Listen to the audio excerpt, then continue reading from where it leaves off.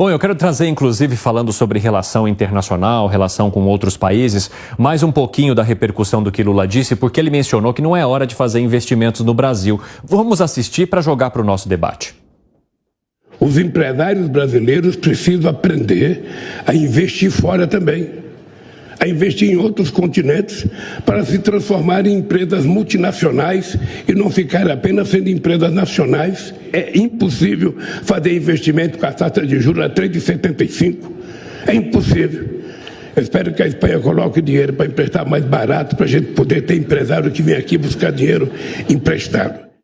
Quero ouvir a análise de vocês sobre isso. O Segré até arrancou a folhinha tradicional dele. O que você trouxe para a gente aí sobre essa fala de Lula? Que números você tem, hein, Segré? Primeiro, Evandro, um presidente falar não invista no meu país, invista em outros países e não dá para investir pela taxa de juros, não é agradável.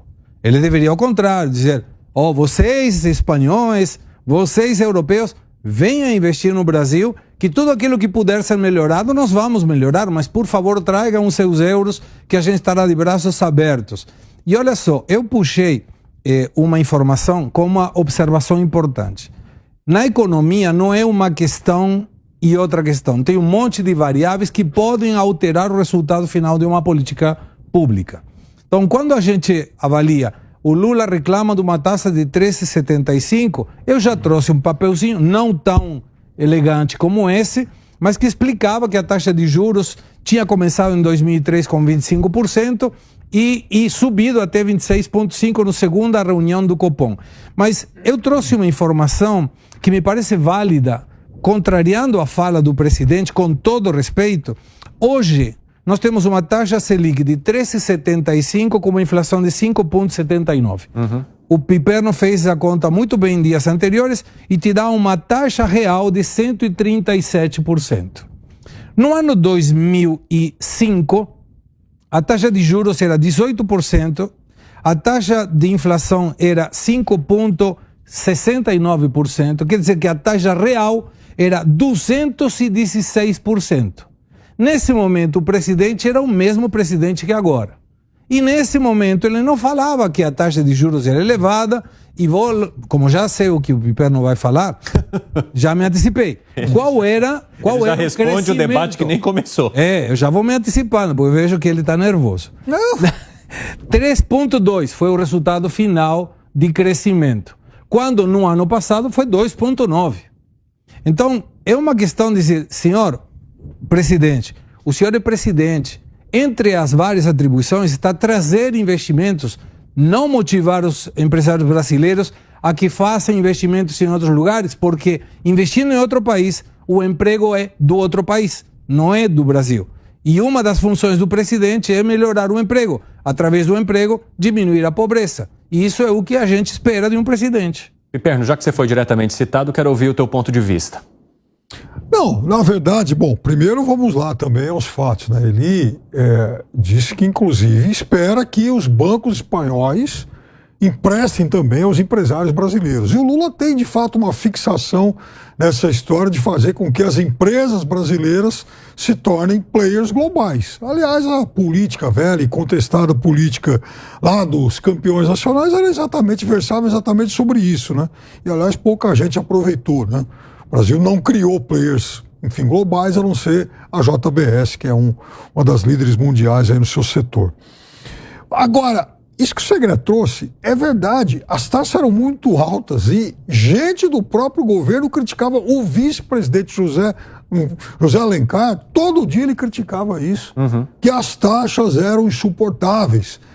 E aí a Fiesp fazia coro com ele, não, assim não pode e tal. O Henrique Meirelles, claro, aguentava a pressão porque tinha o respaldo do presidente. E veja, era o presidente do Banco Central nomeado, né? Nem se falava em independência do Banco Central. O Lula nomeou uma estrela do mercado, né? Alguém que, aliás, muito maior que o atual, por sinal, mas uma grande estrela do mercado, confiou nele e por lá ele permaneceu 8 anos. E ele foi brilhante no governo Lula, na recuperação do governo Temer e extremamente competente que no governo de São Paulo também. O Meirelles, por onde passa, ele faz trabalhos muito bons. Agora, E elogia o atual presidente do Banco Central. É aí que eu ia chegar, um homem de mercado, um banqueiro e tal, e assim, obviamente não vai deixar de elogiar, né, o atual, além do que o governo Lula também mexeu em algumas coisas que, ou pelo menos acenou com mudanças em alguns dos legados de Henrique Meirelles, que obviamente não gosta quando se fala em mexer, por exemplo, no teto de gastos, em reforma trabalhista, é óbvio que ele é contra isso. Quero saber só de você, Gani, já passo para você, Segré. Não, quando eu disse que o presidente Lula está se tornando o Dilma, a Dilma 3, não é apenas na gestão, porque essas falas dele são falas típicas da Dilma. Quando ele diz, não invista no Brasil, invista fora do Brasil, como o Segré falou. O presidente, quando ele vai para fora, ele está vendendo o país, ele tem que falar, não, invista aqui. Gere renda e emprego no país. Todo dia. Ele vende o país então, todo dia. tá vendendo muito mal ultimamente, hein, ô Piperno? Entrou em questões geopolíticas, falou, voltou atrás, né? Até o Papa condenou, fala dele, tá vendendo mal o país, hein? Aliás, o Biden, obrigado, presidente Biden, mais uma vez, 500 milhões. Agora, olha que fala, olha que loucura, Piperno. Ele diz que os livros de economia estão todos errados, que, na verdade, gasto e investimento, eles têm conceitos errados, né? Investimento... Olha só... Então, pois ele é um negacionista da ciência econômica. Economista do Brasil... Ele é um negacionista da ciência econômica. Economista do Brasil, olha, assim, não é à toa que há décadas o Brasil tem, mesmo no governo Lula, você acabou de mostrar isso, a maior taxa de juros do mundo. Aonde foi que esses caras aprenderam isso? Por que tem que ser aqui isso?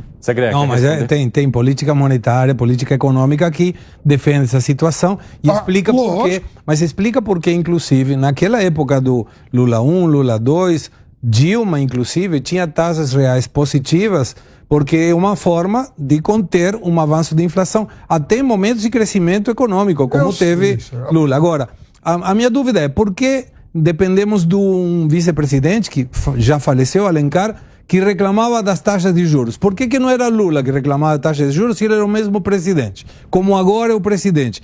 A diferença está que naquele momento ele estava de acordo porque ele tinha colocado o presidente do Banco Central e agora ele não pode mexer nesse galinheiro.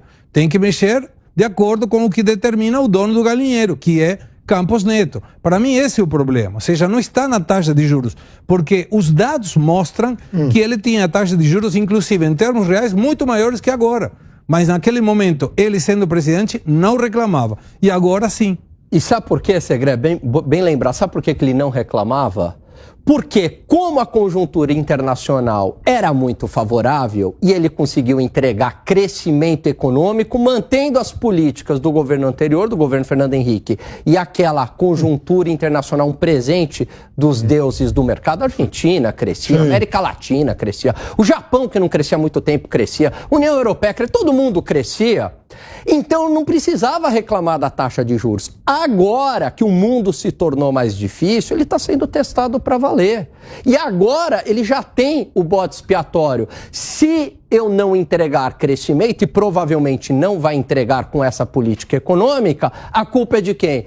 É do Banco Central. Se o Banco Central controlar a inflação, que é mérito do Banco Central, ele capitaliza para ele espertamente como ele é.